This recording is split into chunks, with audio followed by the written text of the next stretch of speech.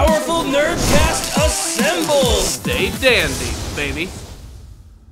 Inherently, the One Piece anime series is pretty freaking weird. There's no line that they actually have a problem with crossing, so it was inevitable that we were going to get a character who had the power of time travel. That's right, jump into the DeLorean, kick it up to 88. It's time to go back to the past, to go back to the future, and another exciting episode of One Piece, which I have to admit was kind of a slow episode of the series, but then again, that's kind of the par for the course for the entire show in general. Every once in a while, you're going to get these episodes, which is just a giant expositional dump, but at least this one was actually kind of important, delving a little bit more into Komurasaki, otherwise known as Hiyori. Yes, the sister of Momonosuke. It's made painfully clear in this episode that her mother seemed to have some sort of special power which is involving time travel. And this is where Momonosuke and Kinemon and Kanjuro and Raizo actually come from.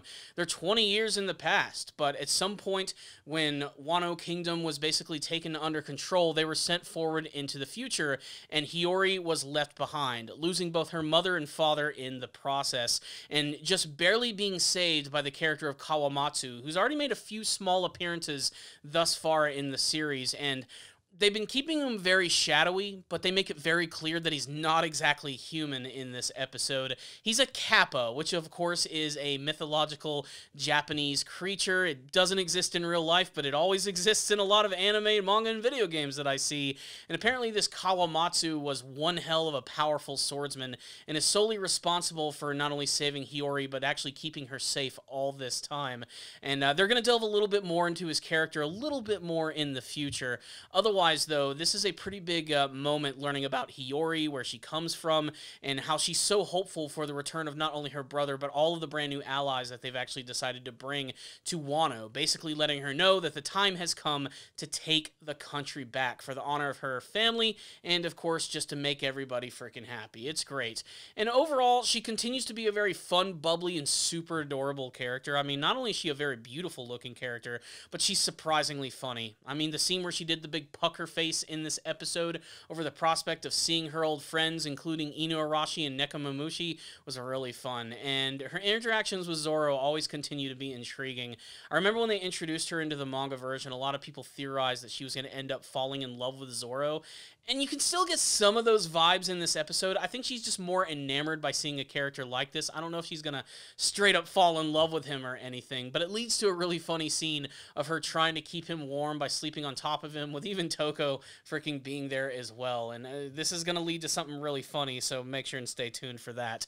I will say that this episode did get my hopes up a little bit, especially considering that the preview for this one really showed that this was going to be a really heavy action episode. It wasn't. Most of that stuff actually came towards the very end of the episode. There is one scene in this episode which is delving a little bit into these three idiots, Bingo, Bongo, and Bungo, who are these three people who are desperately in love with Komurasaki, who have made their way into Ebisu Town, and basically they're a bunch of crooks and criminals that are trying to take advantage of everyone.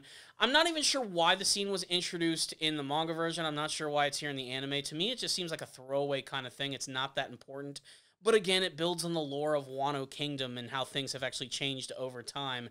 Really, though, it's all going back to the big sumo match that Luffy and Hyogoro are having, as he's desperately trying to learn how to use that brand new invisible Haki form that apparently, conveniently, Hyogoro actually knows how to use, and he actually decides to demonstrate this to Luffy by taking out Alpaca Man with one of his big infused invisible Haki punches, which admittedly does look really cool and features some really slick looking animation. Of course, Luffy ends up getting really excited seeing this and considers this just another part of his big training session, and it looks like it's going to continue in the next episode of the series. So, what's the rundown on this episode of the One Piece anime series?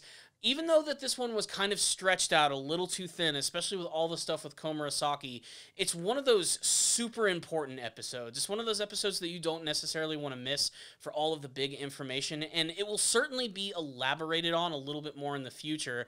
But getting to learn all those cold, hard facts about Hiyori is pretty important to the future of the series. And I loved all the little moments where you got to see her interacting with Kawamatsu, a character that I didn't really care that much about in the manga, but I think the anime's been doing a great job of fleshing him out a little bit more and making him a little bit more of an enduring type of character. And I can't wait to see when he finally comes out of the shadows and we get to see him in full, because he has a very fun design, which little by little they were starting to show off just a bit more in this episode, but they're keeping his face completely in shadow. But if you look at a lot of the silhouettes of him, you'll have a pretty good idea of actually what he's going to look like. And if you know anything about Kappa, you also know that he's going to have a certain distinctive look to him, which is really cool. But all the stuff with Hiyori in this episode I thought was handled very well. Otherwise, though, again, most of the other big developments of the episode were just sort of like building on what's going to be happening later with Luffy's training. And, of course, talking a little bit more about the 9 red scabbards, who are like the 9 samurai warriors, including 2 of the minks that are basically going to be instrumental in taking back Wano. And we already know 6 of them, but there's 3 that we technically haven't seen. They confirmed that Kawamatsu is definitely going to be one of them. There's also a character by the name of Dendro and Ashura, who are also going to be joining this group. And trust me when I say that all 9 of these characters are pretty freaking important. So I can't wait till they formally introduce all of them as well, some of which you might even have already seen. Oh, yes, that's right.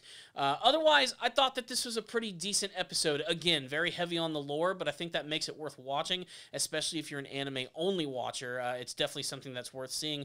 Production value-wise, another decent episode with some really great character design. And the moments at the end with Hyogoro going crazy against Alpaca Man were really well animated and cool. I love the visual look of the Haki, where, you know, originally it was just like, you know, the black going over their body. Now you have like sort of like this thin pinkish reddish aura that goes around them whenever they use these techniques, and it looks really cool. It's the type of thing that you can't visually understand when you see it in the manga because everything's black and white. This is the benefit of the anime version. It just has a very distinctive and beautiful color look to it. So yeah, I really dug this episode. So I'm giving this one a 4 out of 5. I'd love to get your thoughts on the episode, though. If any of you guys watched the most recent episode of the One Piece anime series, sound off in the comments section below and tell me what you thought about it, your favorite moments, the backstory of Hiyori, and what about Luffy and Hyogoro and their training? What do you hope to see from more of that? Let's discuss that and some of the other further developments in the comments section below.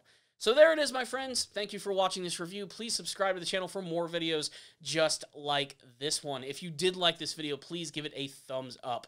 I would also like to thank all of my patrons who have been supporting my Patreon page. You guys have been making some really cool donations. I love the feedback that you're giving me on the videos. It really helps me improve my content. And of course, if you make a small first-time donation, I'll review an anime series of your choice. And I would love to add your name to this list of super awesome people who continue to support this channel every day. So there it is, my friends. I'll see you all next time. And as always, stay down there, baby.